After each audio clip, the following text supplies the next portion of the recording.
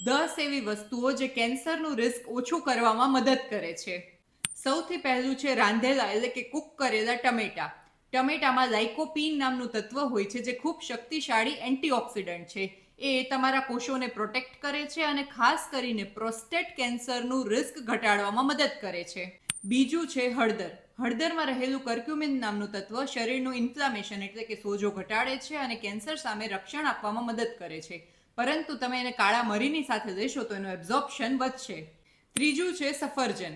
રોજનું એક એપલ માત્ર ડોક્ટરને નહીં પરંતુ કેન્સરને દૂર રાખવામાં પણ મદદ કરે છે, કારણ કે એમાં ક્વેરસેટિન અને પેક્ટિન નામના તત્વો રહેલા હોય છે જે આંતરડા અને કોષો માટે ખૂબ ફાયદાકારક છે. ચોથું છે ટ્રી નટ્સ એટલે કે બદામ, અખરોટ, પિસ્તા, બ્રાઝિલ નટ વગેરે જેવી વસ્તુઓ. એ શરીરનો ઓક્સિડેટિવ સ્ટ્રેસ ઘટાડવામાં મદદ કરે છે અને કોષોને સ્વસ્થ રાખે છે. પાંચમું છે બ્રોકોલી, કોબી, ફુલાવર વગેરે જેવા શાકભાજી. એમાં રહેલું સલ્ફોરાફેન એ શરીરને નેચરલી જ ડિટોક્સ કરવામાં મદદ કરે છે અને ઓક્સિડેટિવ સ્ટ્રેસ ઓછો કરે છે. છઠ્ઠું છે બેરીઝ.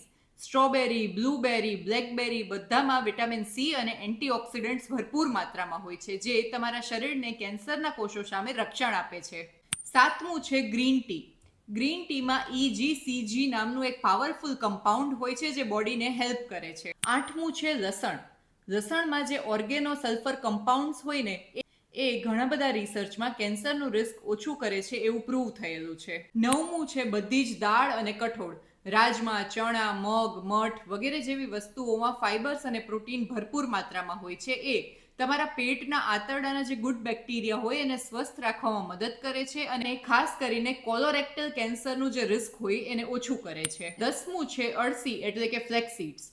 અળસીમાં લિગાનન્ટ્સ અને ઓમેગા 3 હોય છે જે હેલ્ધી ફેટ્સ પૂરા પાડે છે, હોર્મોન્સને બેલેન્સ કરે છે અને ઇન્ફ્લામેશનને ઘટાડે છે.